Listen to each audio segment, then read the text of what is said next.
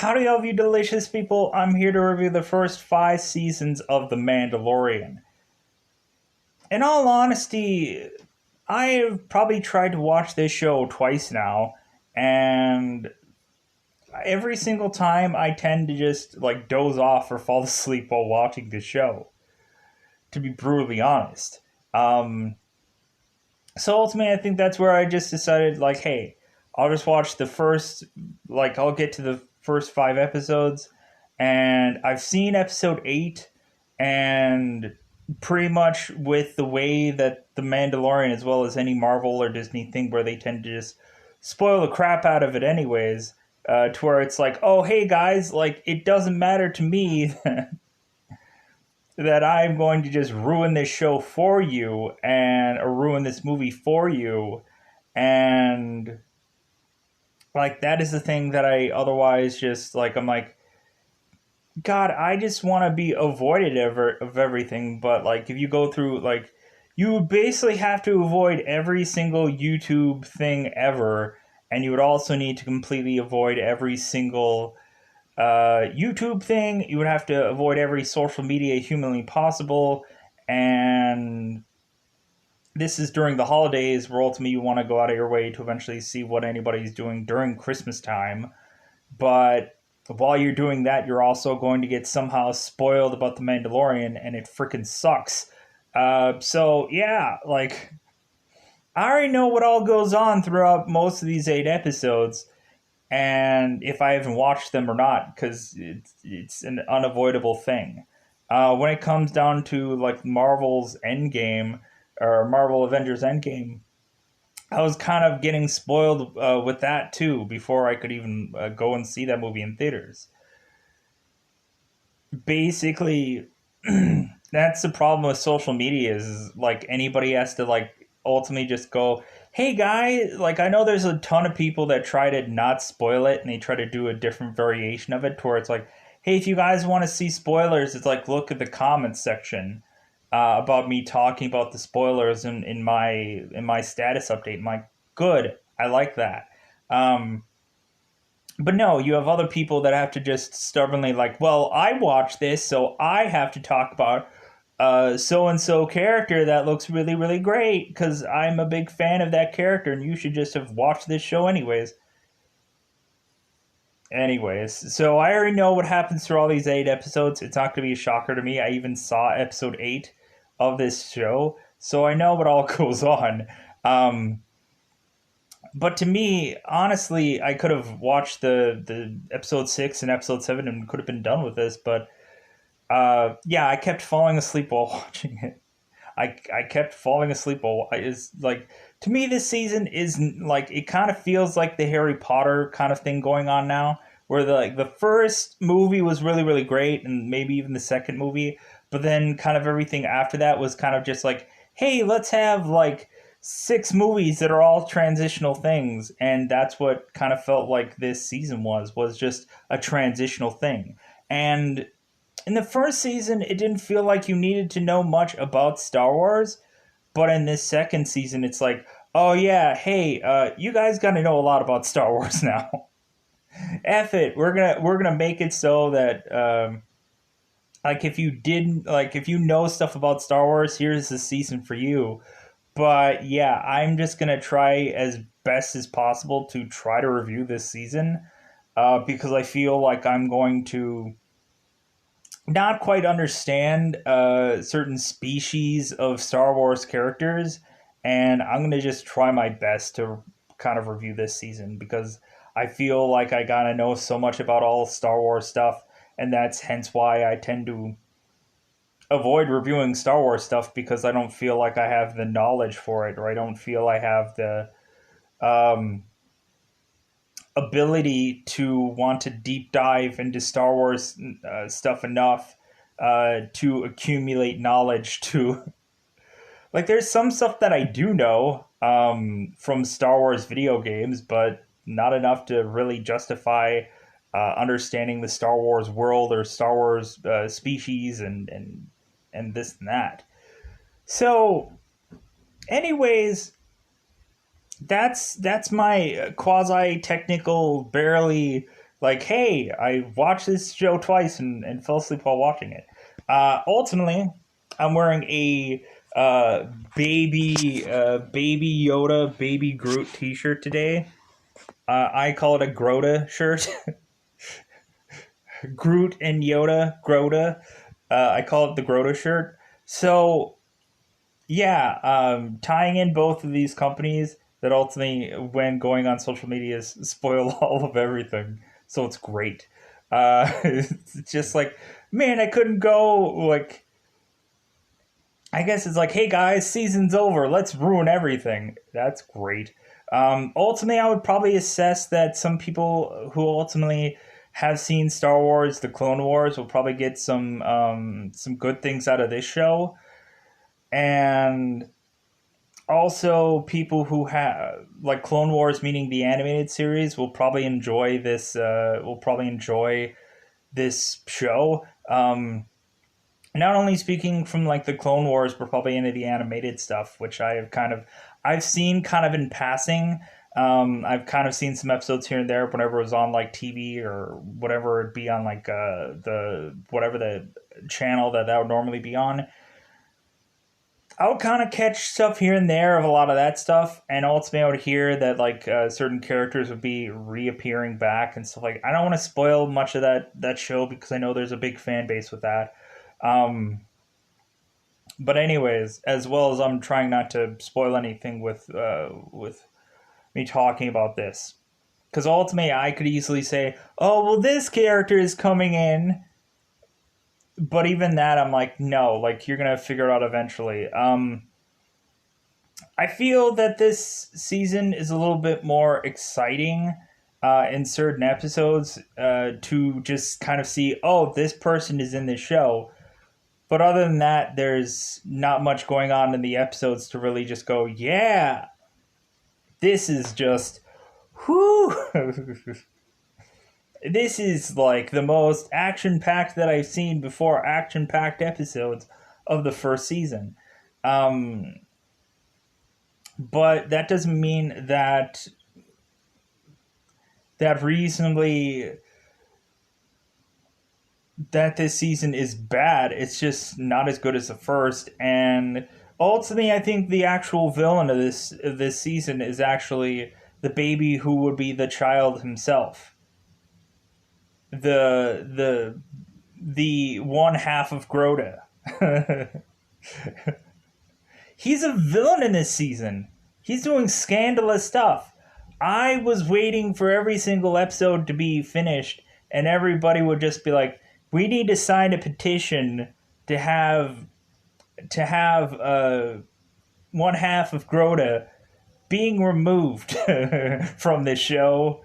Sign a petition. We already have 2 signatures of this petition to to get uh, to get the baby who is the child removed, because he's scandalous in this season. He is more villainous than any of the other villains that go onto this show. He is spouting out controversy like it's nobody's business in this episode, and he can't even say a word. So yeah, I don't know. I thought he was a tyrant in this episode in these episodes. Man, and plus he was like bogging for camera time a lot. He was like, yeah, Mandalorian, but you know what? How about you give me some time? How about you give me some of that camera? How about you give me some of that juicy succulent camera? Cause I need to tell people my story now. The Mandalorian, yeah, that's great and all, but you know what? How about give me some sweet camera time as well. Like man, what a prima donna that baby who will be child was. He was just hogging up all the sweet delicious camera time. So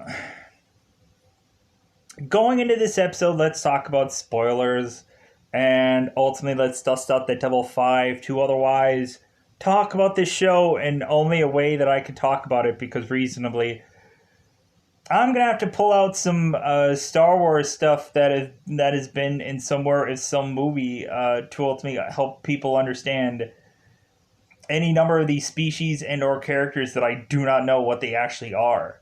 Because, like, yeah, I don't remember who these things are, but I'm going to have to explain it via retroactively talking about any other Star Wars movie that I've ever seen in my life. So, let's go into spoiler time. Spoiler time. It's about that time you need to spoil.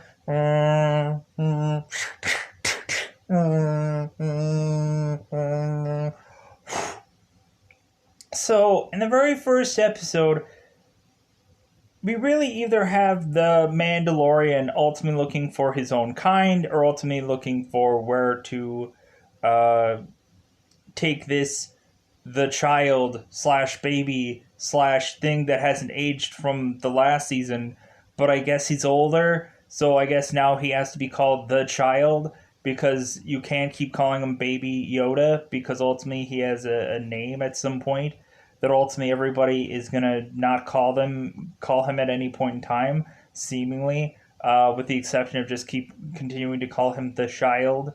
The child. So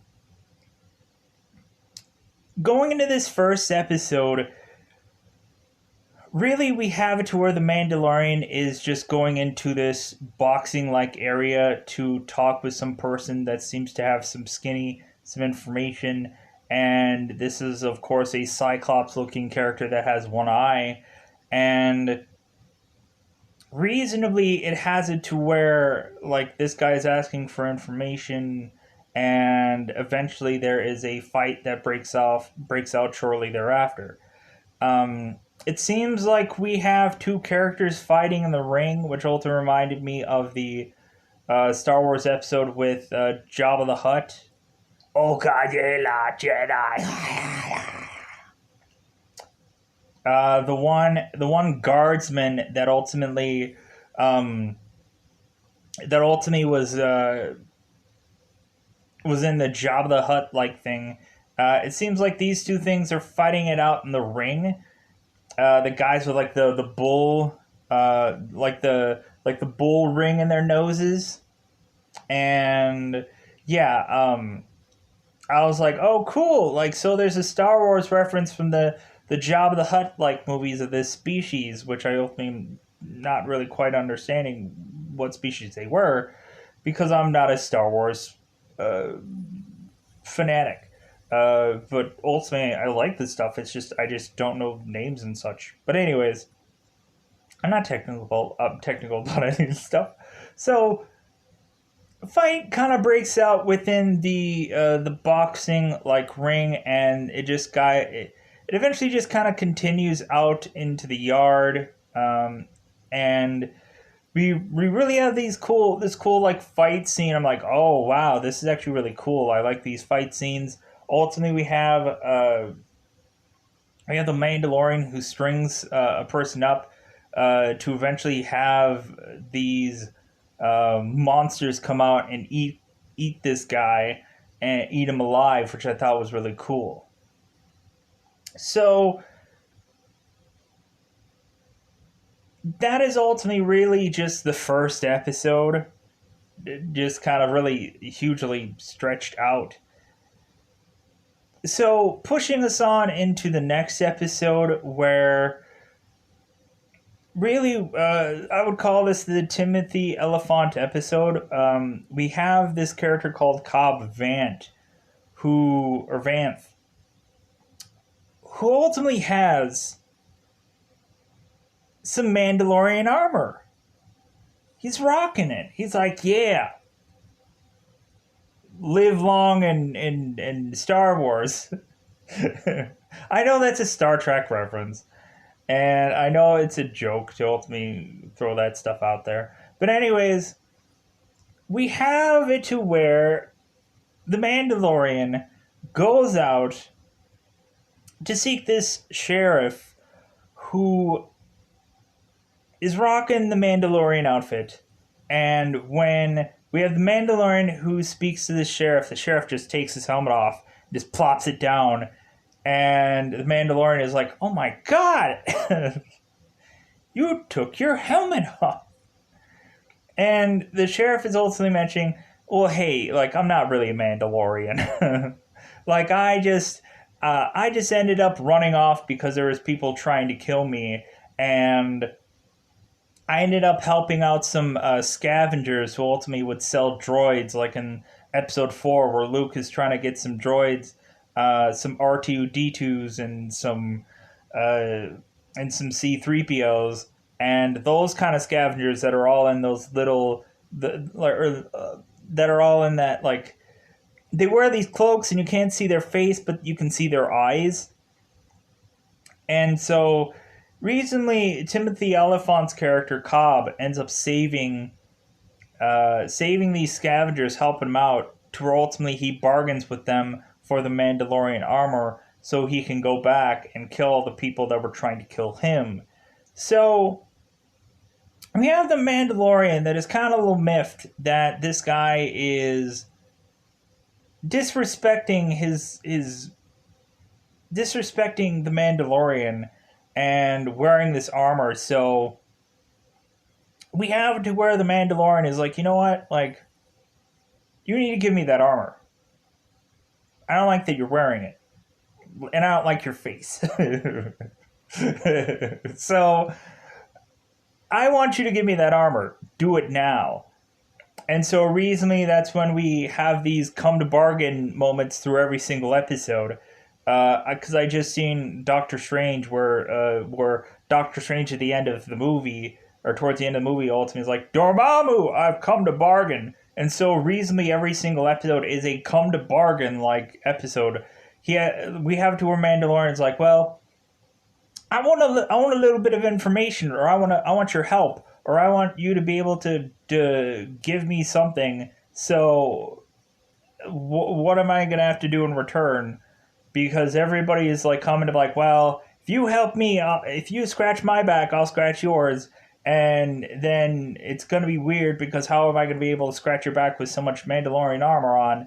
But it is what it is. So we ultimately have to where the Mandalorian is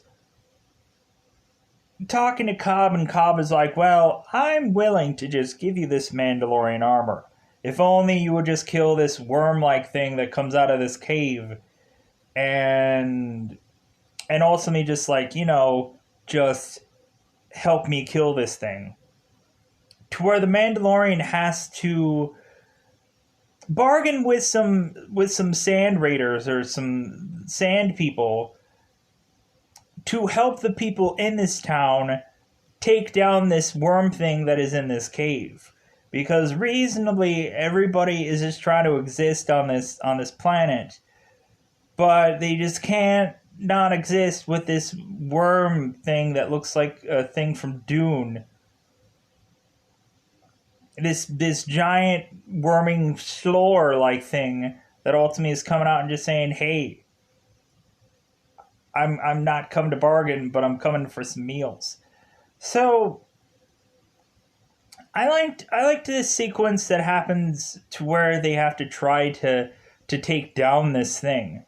I really enjoyed it. I thought it was like, okay, like, you have it to where they try to like build these like traps to try to get this thing where they like have explosives that are buried under the ground, and then they try to like, they have the sand people that are just like, hey buddy, I'm gonna make some sounds that way you can come on down. You can come out from your cave and try to kill people. And so this thing ends up like crawling out, and they have to like perfectly time this explosion, which ultimately does not work. Because at first they think, oh yeah, I think we did it, but no, they didn't. So they ultimately have to like, the worm keeps like coming out of places, and like and they're ended up like buckling back. To ultimately they have to go with the Jaws like way of killing this thing, where we have the Mandalorian that is trying to push the worm-like creature to eat these explosives to where it actually explodes within his body because Jaws' defense. We're not sure if the Mandalorian was going to be able to survive that, because ultimately he gets a little nibble. Because we ultimately have the Mandalorian and Timothy's character that is trying to sucker this thing into the explosion, and you have the Mandalorian at the last second uh, who is kicking uh, Timmy Elephant to rock it off to avoid being gobbled up by this worm ash like dune creature. So really cool episode. Really, we interestingly enough, within this place, we had like a treaty between the sand people and the people of this planet. Ultimately, it's like, hey, like the sand people were just like, hey, man, like ultimately we'll help kill this creature thing because the Mandalorian evidently can speak sand people. The sand people were just like, hey, man, like if we'll help you kill this thing, but we want to keep the meat. Like we want to like be able to get the bone or lick the bones off of this creature for I don't know how long. And so, hey, like leave this thing here for us. We'll eat it, and maybe every once in a while, when it's a holiday, maybe we'll send you some meat. But reasonably, like nah, like this is ours. This is ours. We'll help you, but like this one's for us. So I like that episode. I think that episode was interesting. Uh, Eventually, we get to these other episodes that are really quite not actually that interesting because they kind of turn into kind of like transitional episodes that are just kind of meant to you should be like, hey, here's this cool person. Which I thought the Timothy Elephant episode was like, oh man, this is really cool. So in the third episode, really it just comes down to okay, well, hey, like we have the Mandalorian who is ultimately going to get this frog blizzard ash like lady, and ultimately we are starting to see Admiral Akbar like people. They're kind of villainous, kind of like you kind of are worried about those people because ultimately they are kind of some shady ash like people, and so recently we have it to where we find this lizard frog ash like lady who is having her offspring all in this little container, and the baby who would be child is just scarfing down on all these eggs. He's like, yeah, I just love these eggs. To where, man, and we really just have it to where like the baby who would be child is just eating all kinds of stuff in this episode. Any little thing that ultimately could seem like food, he's just like, you know what, I'm just gonna take this. I'm just gonna eat it. I know it's probably not gonna be healthy for me, but you know what? I'm just gonna eat all this stuff, and it's gonna be great. So we have baby who would be child just eating all these eggs, and nobody says anything. Not even the mother is just like, nah, I have like 1,200, I guess, other eggs. It doesn't really matter. So we have it to where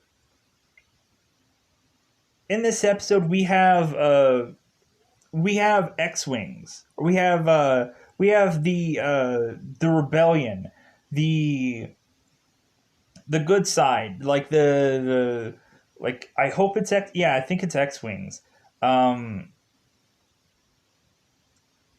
we ultimately have like the red leaders and stuff like that. The guys from who ultimately had to take down the Death Star. Not the same people, but somewhere ballparkingly in there.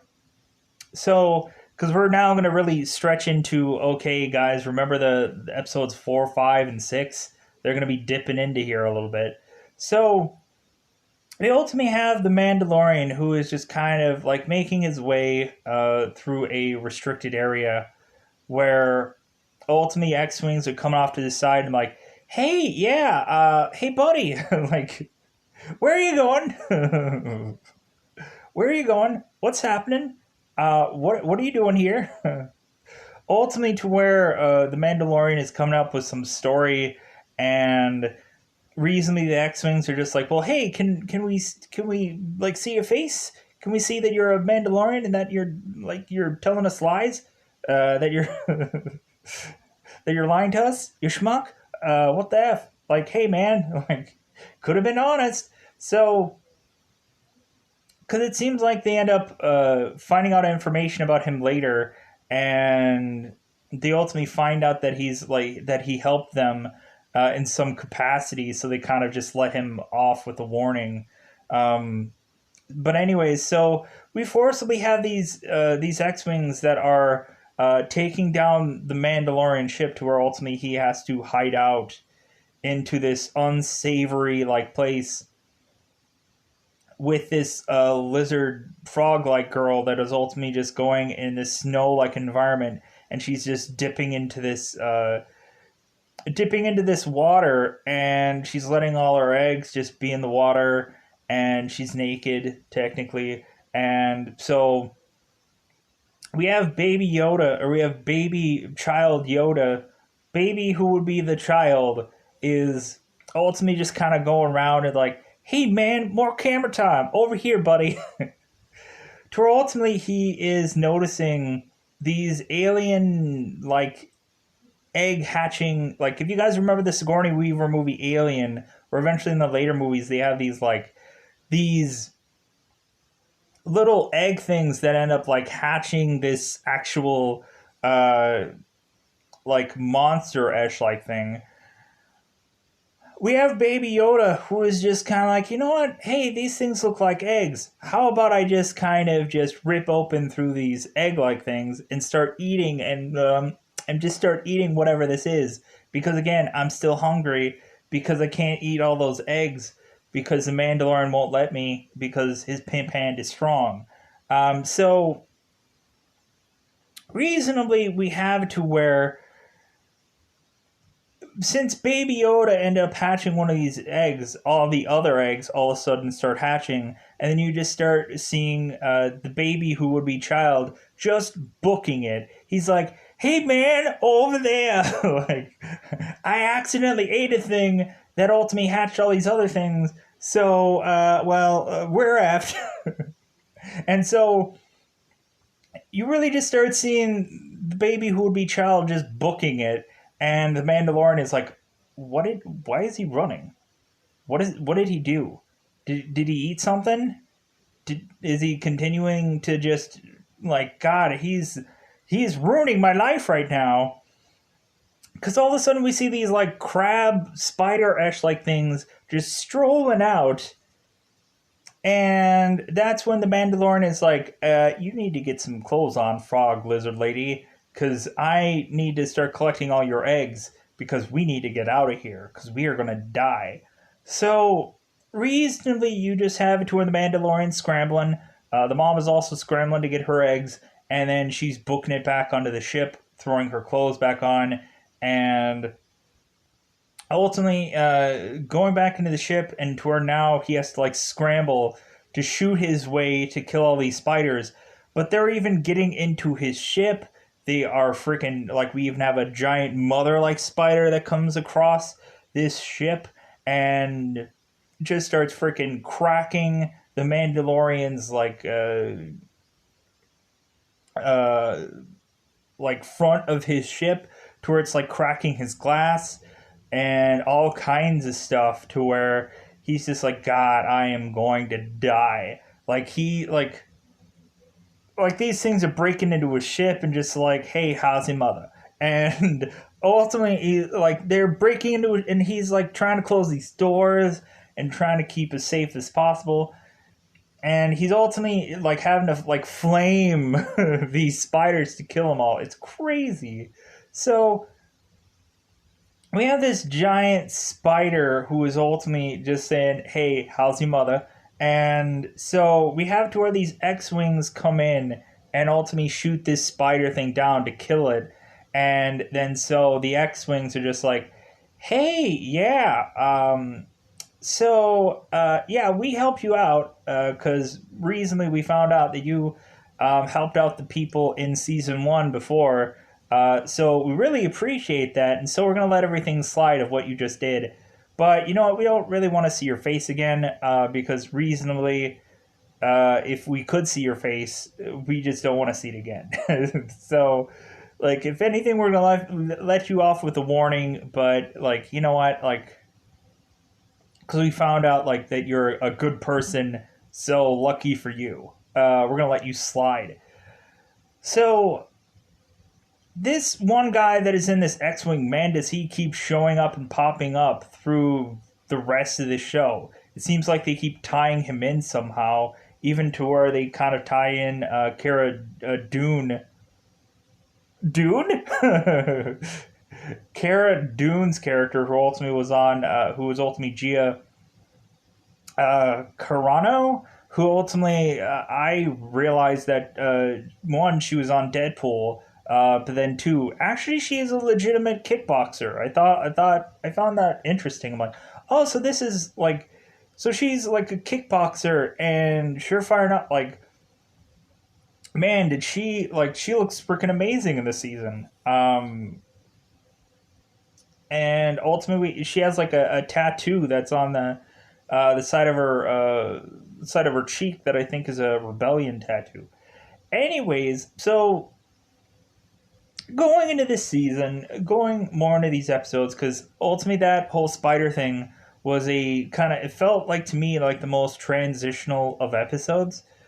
But anyways, we eventually have to where this lizard frog lady ends up going home to her husband to ultimately seem to only hatch one baby, and we ultimately have to have uh, baby Yoda just or baby child Yoda thing just kind of with them while the Mandalorian goes off to do things with his own kind. Because what ends up happening is we have a tour. The Mandalorian is going to going to some bar to ultimately say, "Hey, like, does anybody have any information about the Mandalorians? Because I want to meet my own kind. I want to meet and greet them, and maybe get 15 minutes to talk with them, and ultimately have to come to bargain again because that always happens." So we ultimately have this. I would call him like. Squid-esh faced man looking person that comes to the Mandalorian is like, oh, like, hey, like you want some Mandalorian information? Well, I'm gonna give it to you, but you gotta come on my ship, and ultimately, like, we're gonna tell you that we have some information, but not really, because ultimately we're just gonna lead you into a delicious death of a big thing, of a big monsterish thing that is in this boat. We're gonna try to kill your baby child first, and then we're gonna shove you in there, and you're just gonna be like, hey man, I can't breathe because ultimately I need some delicious air. So we have these squid faced people that are shoving the Mandalorian and shoving his baby into this tank like thing that has this giant monster that comes in and grabs the baby Yoda container. Because ultimately you have baby Yoda that is in the little sphere thing, which ultimately he locks the thing. But ultimately we find out later that that sphere thing ends up getting crushed by this monster that's trying to get this succulent little nibble of baby who would be child out of it. So the Mandalorian is like, dude, I can't breathe. And so ultimately he's like hanging onto the cage. All while that is going on, we have three Mandalorians that end up plopping in and end up killing all the squid looking like people. And ultimately we have, oh god, we ultimately have Sasha Banks, which I know from WWE. We also have Katie Sackhoff, which ultimately I know from her being on the Kevin Smith YouTube channel, but also knowing her from Riddick, which was great. Also knowing her from Halloween Resurrection, just because reasonably she does a YouTube channel where ultimately she talked about Halloween Resurrection and kind of talks about her own film. Uh, I think there is also another person in there as well, but for the life of me, I probably don't know where exactly that person is through here, and it would take forever to find him. So, anyways, uh, we go on here and have these three Mandalorians that all take their helmets off. And the Mandalorian's like, God, you people are Mandalorians either. F all y'all people that wear all these helmets and stuff like that. Like, F y'all. But Katie, who ultimately is Katie Sackhoff, who is ultimately like telling the Mandalorian, is like, well, you're those religious Mandalorians that think about the Mandalore and have to just like tell us that this is the way and all that stuff. Like, if anything, we're just kind of an off branch of Mandalorians. Like, we still wear the armor and we still think it's really cool and thumbs up. But like, you're the religious Mandalorian. Like, nah, like, if anything, you're the other wing of Mandalorian people.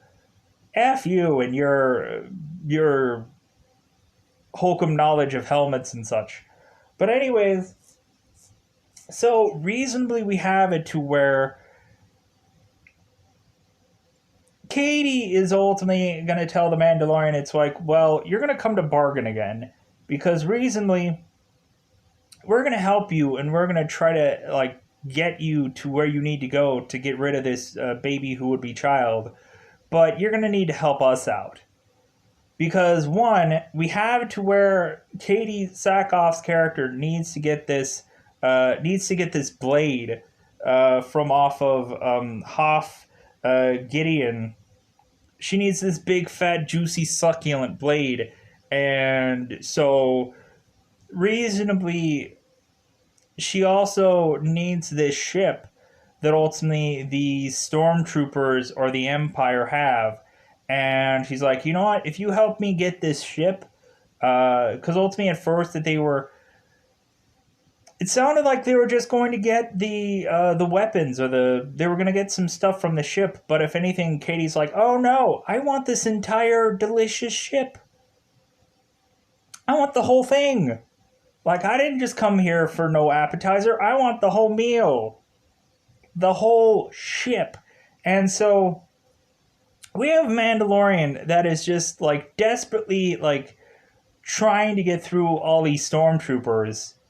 And luckily all of the stormtroopers have met the height requirement to be stormtroopers, because ultimately when Luke ends up rescuing Leia, ultimately Leia's like, aren't you a little short to be a stormtrooper? And then ultimately he's just like, well, I'm saving you. I come to rescue you. I come to bargain, Princess Leia. You better give me a smooch later on, but I know you're my sister, so...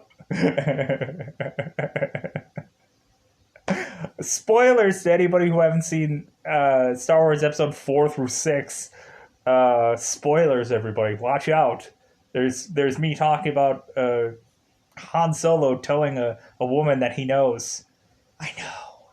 So, going into more of that delicious Mandalorian, where we ultimately have to see stormtroopers, I'm like, heck yeah! Stormtroopers getting killed, because that's all they do. They come into a show or movie or whatever to get killed. I was so happy by seeing stormtroopers. It was exciting to me. So, we ultimately have it to where the Empire guys, who's the highest ranking people, and they're flying the ship, we ultimately have it to where they call Moff Gideon and say, hey guy, you know what? We have some Mandalorians that are just making their way through our ship, and you know what? Like, they've gotten pretty far, so what do you think we should do? And so we have it to where Moff is telling them, it's like, well, obviously crash the ship.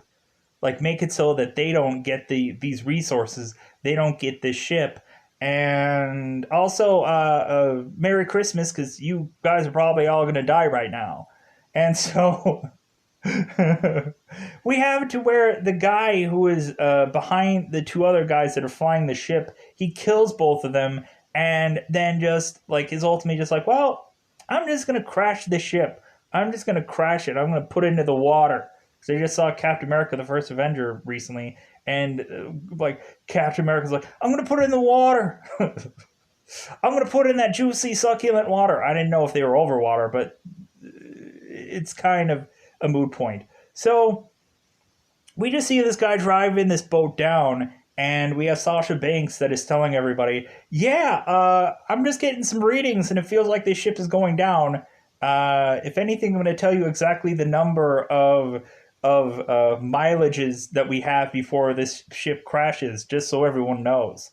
And the Mandalorian is like, "Well, great, cool." Sasha Banks has some lines in the show, thank goodness. Because ultimately she has very few of them, but still, it's good to see Sasha Banks has some lines in this movie, because I was like, the first time I saw her, I'm like, don't tell me that she's not going to have any lines at all in this show. But she keeps being in this show, so I'm like, you better give her some lines. Give her some effing lines. Katie can't say everything.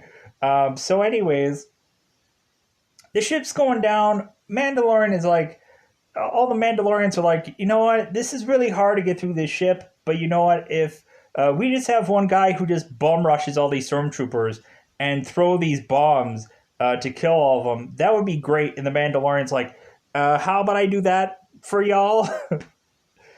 We have it to where we have the Mandalorian who's consistently getting like shot by these stormtroopers. So he's getting like shot, and then he like chucks the bombs. And I'm like, man, this scene is like really awesome. The bombs kill the stormtroopers, and so they're bum rushing this ship, and they ultimately obtain this ship. And so reasonably they get the ship, and so now the Mandalorian is just like, well, hey, I fulfilled even more than my quota, because if anything, we had Katie Sackhoff's character who changes the deal midway of bargain, and ultimately the Mandalorian's like, dude, I'm a little upset with you, because like if anything, like I wanted us to just get this stuff that we needed. Now you're even extending to just like, oh no, I want to take over this entire thing. I just want to take over this entire ship. And the Mandalorian's like, this is not the way. Like, if anything, this is kind of a garbage thing that you're doing right now. So we have it to where the Mandalorian, they take over the ship, and Katie Sackhoff's happy, Sasha Banks is happy, the third guy that I don't know the name of is happy, and the Mandalorian is just like, well, now, like, give me some info, give me some information, because I know that you guys probably know maybe a Jedi or two somewhere, so spill. So really we just have it to where in the next episode, we have to where reasonably the Mandalorian is now, he's found his people, but is now trying to find a Jedi of sorts that has some seemingly knowledge of, like, hey, where can I send this baby? Where can I UPS or FedEx this baby who would be child out? Because, like, reasonably, we have to where, like, he's stealing cookies from children. He's eating eggs. He's stealing my ship's parts and stuff, because ultimately he's using his force powers to get parts of my ship, because man, does he just like the feel of some ball in his hands at some points that he can play around with. But anyways, reasonably, we have also this entire mission where, because the Mandalorian is consistently, like, he's trying to get repairs on his ship, but every single repair just leaves like these garbage repairs that don't really feel like they're really all that substantial repairs, to where the point where he has to where the Mandalorian has to push back to see Grief Karga, who is Carl Weathers' character, that to ultimately try to fix his to fix his ship. Ultimately, the guy that we know from season one, that was ultimately towards the end of season one. Ultimately, the guy from Predator, and of course the a guy who was Apollo Creed. And that's where we ultimately meet Cara Dune again. And so the Mandalorian kind of recatches up with these people, but again, we have it to where we have the Mandalorian again coming to bargain and saying, "Hey, you know what? If you fix my ship, can I do anything for you?" We have it to where ultimately Carl Weathers' character is ultimately just like, well, yeah, I kind of need some stuff. I need some I need to kind of break into this place to ultimately get some things, to get some stuff. I don't remember what that stuff was, but I just remember them having to they end up breaking in there just for them to ultimately go into this little transporter ship that has a gun on it, and they're running away from the Empire ships. Uh,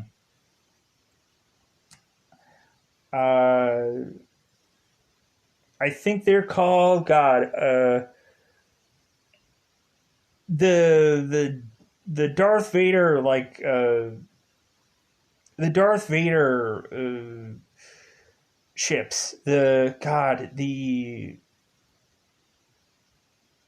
I want to call them uh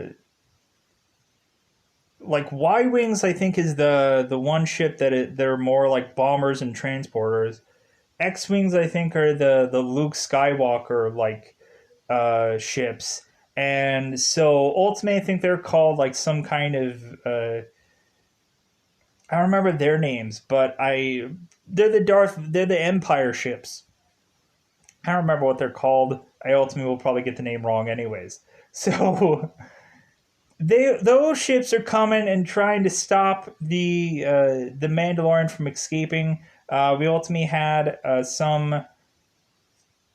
Funny enough, we had the guy from season one who ultimately was captured to bring to Carl Weathers.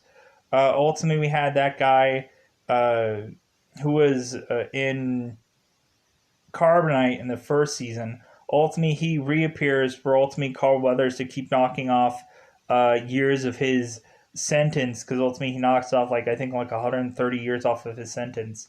And so recently we have this, and ultimately they come to this place via the speeder, and ultimately with the ship that they end up taking, that ultimately is trying to fly them through, or fly. Well, it's kind of like a speeder, with the exclusion of it being much more of an armored speeder with weaponry on it. But yeah, they're driving as fast as they can to get away from the Empire. The Empire is taking guys that ultimately are kind of like the Ewok movie, the episode 6, where ultimately they have these little kind of the Batman kind of motorcycle from Dark Knight Rises, uh, where ultimately they have uh,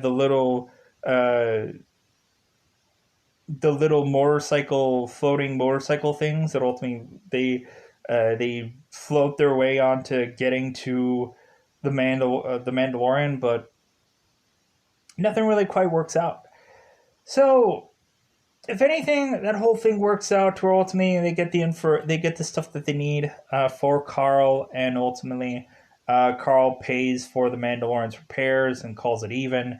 And so we eventually have it to where the Mandalorian flies off to ultimately uh, go into this place where it seems like there is a girl that is going to give him a spear of sorts that ultimately has the same metal as the Mandalorians. She's offering him this spear uh, if uh, if if the Mandalorian can kill this Jedi. Which I'm like, okay, this is getting really interesting. I like this episode. And we also have Michael Biehn, who is ultimately from the original Terminator movie, that is in this. I'm like, oh, so why is it that he wouldn't return for Alien, or he wouldn't return for any of the Terminator movies, but he's willing to do Mandalorian? I guess he's just like, meh, like I like Star Wars, so meh, I'm willing to do this movie. So, or willing to do this show. So we have we have this, like, okay, the Mandalorian is like, you know what, I'm a little outmatched for like Jedi's, but you know what, like, reasonably, if there's an offer that is good enough, then you know what, I'm willing to take it. So we have the Mandalorian that goes out of his way to take down this Jedi. But I'm like, dude, there's no way he's actually going to take down this Jedi. If anything, he's going to work with them, because recently he has to finally get rid of this baby who would be child. And so really he's going to have the allied help of this Jedi to take out these people to get this spear. That's the whole crux of this whole thing, is to just get this spear and also get a little bit more information. And we have Ahsoka Tano that is on this episode. And I'm like, oh, wow, yeah. Like, I heard people talking about it. You can't avoid people not talking about it. So ultimately, I'm like, oh, yeah, I've seen this girl on Star Wars The Clone Wars as a much younger person with Anakin. And so I was just like, oh, okay, well, I'm kind of familiar with this character. But, like, I saw her as a much younger person, so now she's much older. I'm like, okay, so, like, this is kind of going into, like, Star Wars 4 through 6, of course, because we have the Stormtroopers, and we have Ahsoka Tano, who's much older, and so I'm like, okay, so we're eventually going to also see some other character that is very significant to episodes 4 to 6, and good for that. But anyways, so we have it to where Katana and the Mandalorian team up together, do a very brief team up to take down these people that are after this Jedi. And interestingly enough, we have Ahsoka Tano that has two lightsabers that are white. I'm like, wow, that's kind of weird. I'm like, I don't remember there being a white lightsaber, because ultimately I know, like, the lightsaber colors. Like, I know, like, green is a peacekeeper. I think blue is kind of like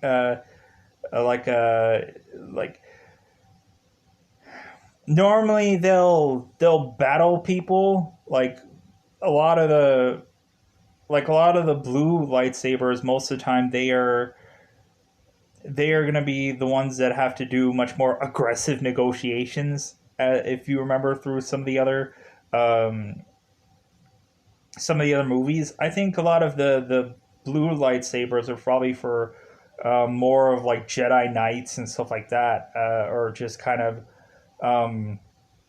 like the younger Star Wars like Jedis that are ultimately going to be put to the forefront to take a lot of people down, and this and that. So we have it to where I'm like, okay, why does she have white lightsabers? What does that color mean?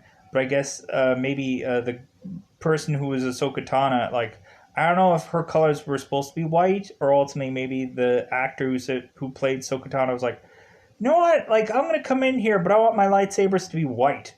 Because if Samuel Jackson can have his lightsabers be purple, I want mine to be white. So, but I don't know if hers was supposed to be white. I don't know. Anyways, so Ahsoka Tano comes in here, dual lightsabers and all, and just cleaning the house. Really, we have it to where the Mandalorian is taking out Michael Biehn. where ultimately the Jedi is taking out the girl with the Mandalorian spear. And so recently, what do you think happens? We have it to where the Mandalorian takes on Michael Bihn's character, and we have the Jedi who ultimately takes out the girl with the spear, ultimately to give Mandalorian his spear. And I was like, yeah, this is kind of cool to have like a little trinket of just like of this season, but like I think a spear is kind of a hard weapon to like keep on you. Like I feel like this spear is eventually just going to get chucked or whatever because I can't justify this spear having a longevous like use. Like it probably is good for long distance like fighting or whatever, but like I feel like how exactly is he going to keep this spear forever? And I just feel it as a thing that is going to be quickly a weapon that we're going to forget about at some point. So going on into here, I enjoyed some of these episodes. I enjoyed like the surprises that are otherwise in these episodes. I know where all these episodes are going, and I know there's a ton of other series that are going to be spun off from this show, and so good for that. So Katana, I think, is going to be one of them. I would assess there might be some other characters that we had saw via glimpses of in this season. We saw Boba Fett that ultimately we saw for a second in some kind of cloak ash like outfit of sorts. And yeah, that's going to be interesting when I see the other couple episodes to ultimately re-understand what is going on with not only that armor, but that ultimately was taken by or taken from Timothy's character, Cobb's character, but eventually kind of see what happens through the rest of this show. Ultimately, knowing full well that eventually we're going to get some interesting characters, some interesting fight outs, and some finishing up of this season. So I'm going to get out of here. Bye, everybody. Bye, everybody.